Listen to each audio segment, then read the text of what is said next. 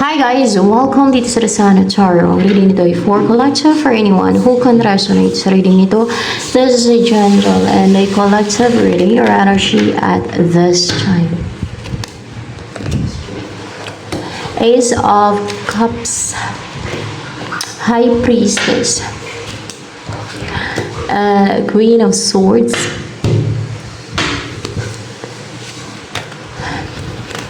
wow, di na dito. And this, fate and destiny. May fate ka and may destiny ka. Ayan, may pananampalataya, may nakatadhana sa'yo. Kung sa Tagalog pa. And may blessing, there's new love or blessing to na bubuhos sa'yo. Ayan. And, bigay ng, ano yun? Langit, yung blessing. Bigay ng langit yung blessing na yan. Parang maputol na yung mga mamatay na yung gumagawa ng injustice. Kasi naputol yung ahas. Mamatay na yung gumagawa ng injustice sa'yo. Naputol yung ahas. Oo, madestroy na siya. Matupok na siya. Mamatay na yung gumagawa ng injustice sa'yo. Elemento, tao man. Tao ba yan? Yung gumagawa ng injustice sa'yo? Tao. Nang-atake sa'yo ito once. Mamatay na daw yan yung gumagawa ng injustice sa'yo. Isa sa kanila o kung marami sila, baka marami sila. No? O isa sa kanila. Basta mamatay na yung gumagawa ng injustice sa'yo. Kasi naputol dito yung ahas. Yung sumisimbolo ng evil yan sa'yo. May poison na nilagay sa'yo. Parang ganun ba May lason, snake, sumisimbolo ng evil yun very deceitful, very traidor, yan. Witchcraft yung ginawa sa'yo nito or manipulation o kung ano man na tricks or scheme or deceit or fixation, manifestation o maybe kadalasan witchcraft to, yung magician na yan. Yan yun. And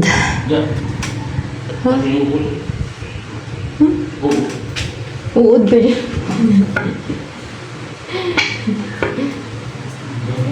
Paduduin kayo mamaya. Malaking uod ba? Matabang uod. Gusto niya makita ang uod. May muta-muta pa to. Parang higad.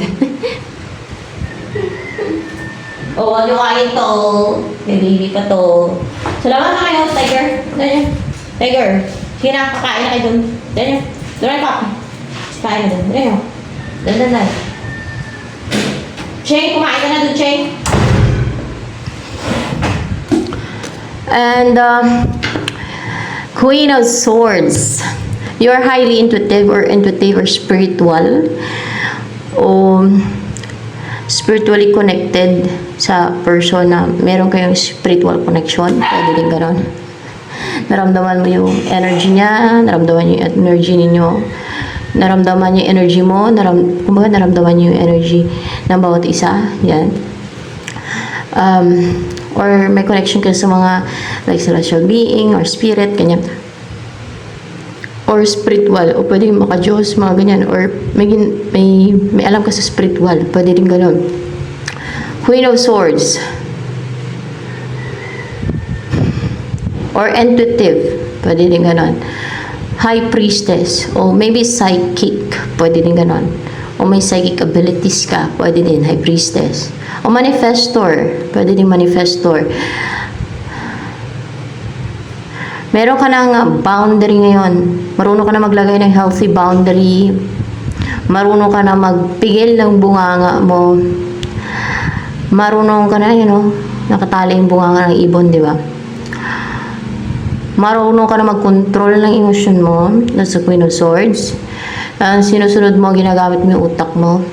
Hindi yung emosyon mo. You can control your emotion now.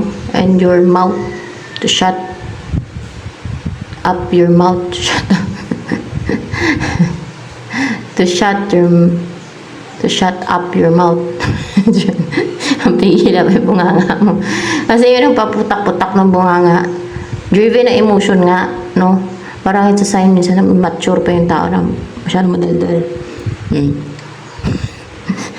Yun ang observation ko eh. And o kaya impluensyado ng palipad hangin. Kaya yung mga napiktuhan ng mga palipad hangin o natabla ng palipad hangin, nasasalita na walang kawawaan, no? O kaya ay mature pa. Yan.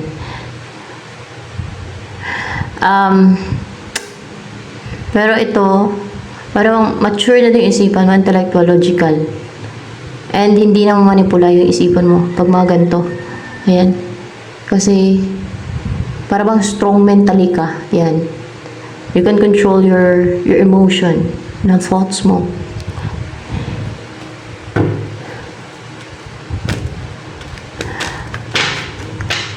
Ano pa about sa'yo? Oh.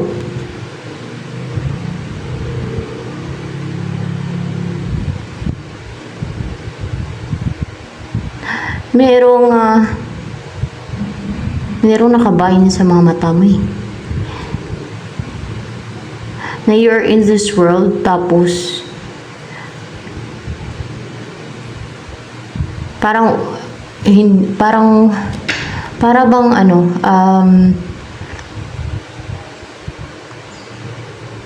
pinapalakas yung perception mo kaya nakabind. Pinapalakas yung perception mo kung kaya nakabind yan siya. Alam yung perception, yung senses mo yan siya, guys.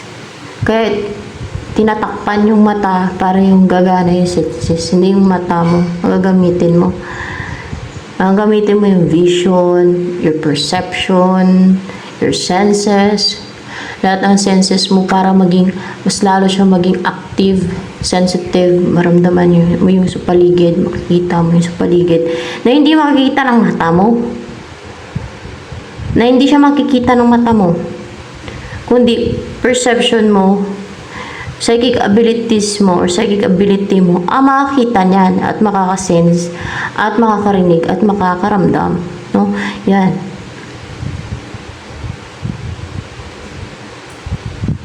Yung kahit nakapiring yung mata mo, kahit nakapikit yung mata mo, nakikita mo yung sa paligid mo. Hindi nakikita ng mata mo, makikita ng senses mo, makikita ng perception mo, makikita ng vision mo.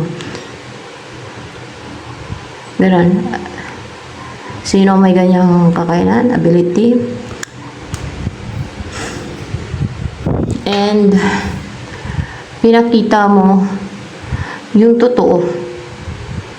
Kung ano ka. Kasi tinanggal yung mask eh. Tinanggal mo yung mask. Na kung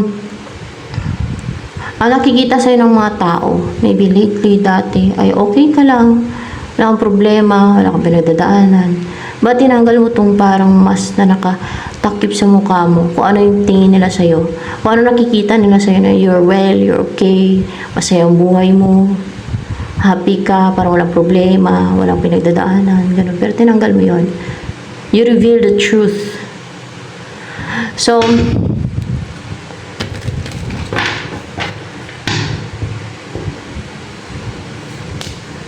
na meron ka ding pinagdadaanan. At yun na yung dinidevelop yung perception mo. Yan. Para maging strong siya, maging powerful yung perception mo.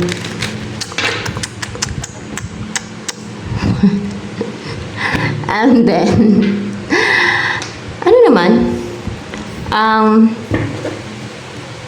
next na darating sa buhay mo. You are broken every chain. There's salvation in your name.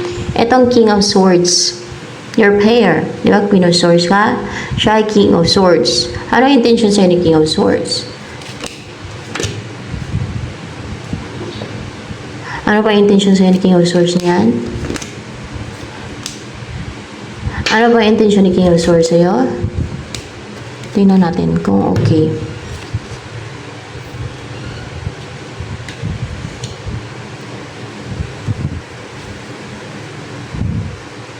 Ang palituhin ka. Hindi kayo pair. It's not your counterpart. Someone cold, unemotional, intellectual, logical, nagtatanim ng galit sa'yo. That's why, napaka-risk taker niya, fearless niya na gawin to sa'yo at yung maging emotional ka. Yan ang gusto niya, ma-confuse ka, malito ka, ma-distract. Maging emotional ka, maging weak, mahina, at maging mayabang. Gusto niya payabangin ka.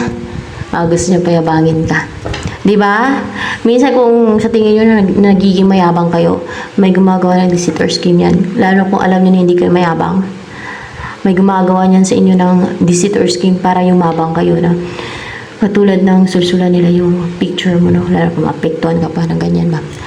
Sabihin nila, magyabang ka.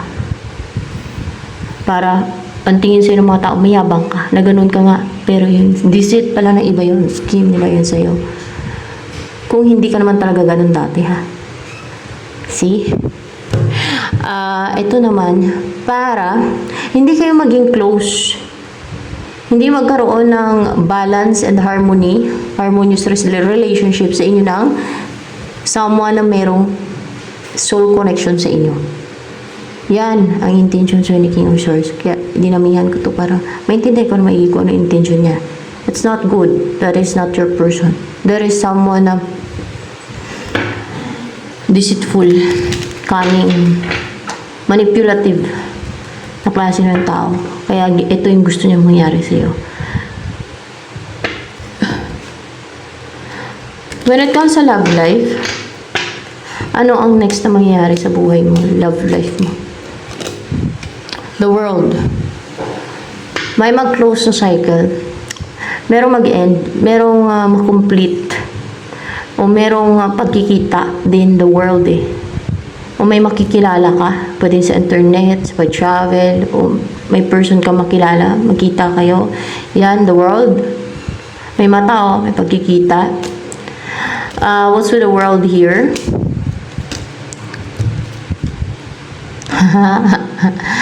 Merong mag-offer sa iyo ng a long-term relationship na person na determined, motivated, strong yung personality niya na hindi siya masway, hindi siya mamanipula na tumigil na sa balak niya sa iyo na mag-offer ng pang long-term na relationship. Kasi sa love life mo ito tinanong ko eh. Na seryoso ito at willing mag-commit sa'yo. Maybe emperor yung kanyang main energy. Ano ba yung main energy nitong person na to? Emperor? Hindi. Knight of Pentacles siguro. Knight of Pentacles. Knight of Pentacles yung kanyang main energy. Ayan. Pero yung may paninindigan siya. May paninindigan siya sa goal niya. Sa gusto niya mangyari sa inyo. Hindi siya mablakan. Kahit may maghadlang pa, may harang, hindi siya hihinto, hindi siya titigil. Kahit mabagal pa dahil may humadlang, kung sakali may humadlang, no? Kaya yun ang napabagal. Ay, hindi siya huminto, hindi siya titigil, hindi siya nag-give up. Hanggang sa mangyari yung gusto niya. Hanggang sa mag-succeed siya. Ganyan siya. Kaya emperor yun nandito. Kung bakit may emperor yun dyan. Like kay goat, di ba may goat yan dyan?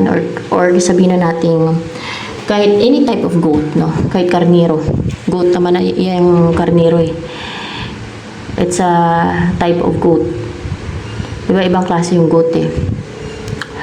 Sheep. Goat din yan siya. Kaso lang ibang klase lang siya ba? Nasa ibang bansa lang talaga yan. Na klase ng goat, no? It's a kind of goat na ibang klase, no? Pero goat pa rin yan. Kung kaya umaakyat din yung mga sheep sa mga bundok, di ba?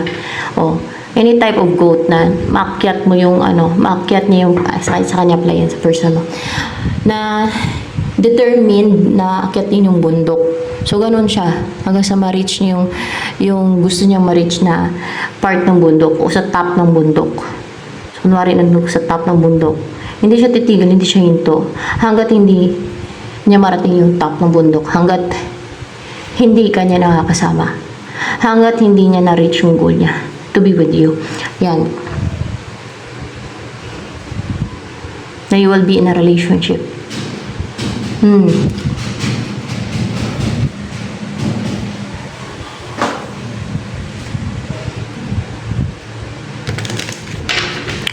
Ano ang next na mangyari sa buhay mo?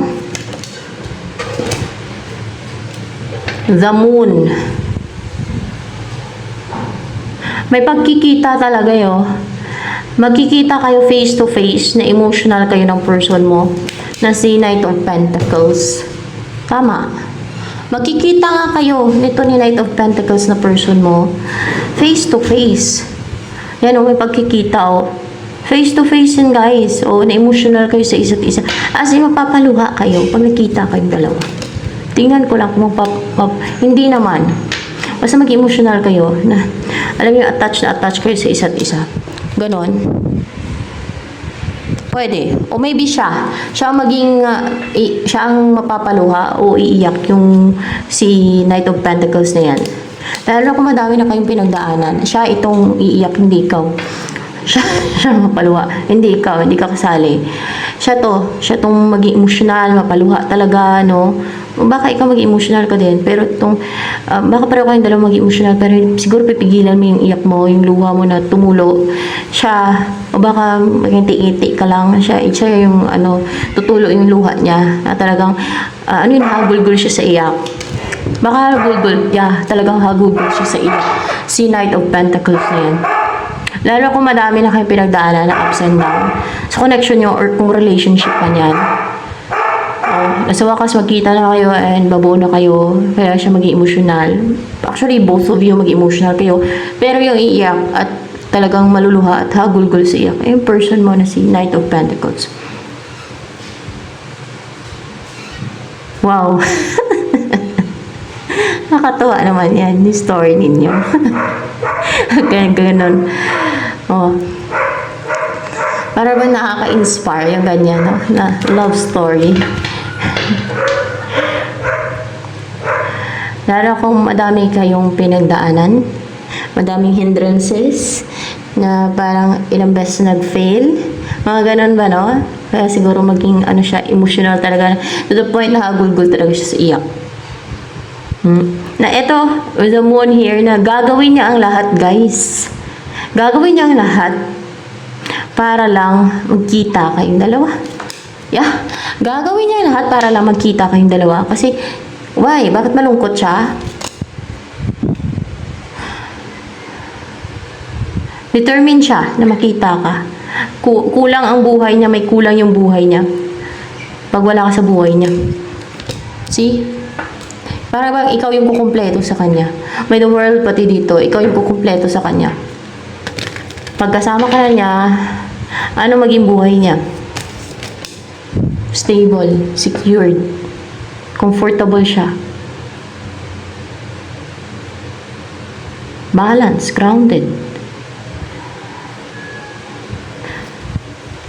Hindi na siya malungkutin, hindi na siya yung nagdudusa, nagdaranas ng yung parang nanamlay, na malungkot, na may kulang sa buhay niya. Stable na siya. Kasi nandyan ka na, kasama ka na niya. Ano ba magiging buhay ninyo kung sakali magkatuluyan kayong dalawa? Tingnan natin. Rider. Yung wini-wish mong buhay, o wini-wish niyang buhay, or wini-wish niyang buhay. Yan. Mag-umpisa kayo ng relationship. 3. Maging matibay, rooted, deeply rooted. Bagro na bagro, yun yung relationship. Yun yung, maybe your family. Siyempre, pag nagkaanak kayo, palagi kayo mamasyal sa mountain, o maybe doon kayo titira banda sa mountain. There's marriage. Kakasal talaga kayong dalawa. Kasi may ring or proposal yan. O book. Napakayaman na maging buhay ninyo. Prosperous. 10 of diamonds yan. So, talagang maging napakayaman nyo. Wealthy. Mayaman. Kompleto. Parang 10 of pentacles din yan eh. So, ito na lamang guys. Ay, by the way, ang dami bang nagkakagusto sa'yo? Ang dami bang person? Upright ba to? Halang pa yan eh. Ang daming gusto magtagumpay, oh. Na mapangasawa ka. Oh, ano nakikita nila sa'yo na gusto ka nila mapangasawa ng mga tao na yan? Nagkakagusto sa'yo. Kasi, hindi ka defensive. And then, kasi hindi ka traidor. Hindi ka mahilig man na traidor. Hindi ka traidor ng klase ng tao. And then, keeper ka. You know how to keep person. Ano kay keeper. You're keeper. Maybe frugal din sa pera. And keeper. Yeah, you're keeper. So, ayan. Ito na lamang guys for collective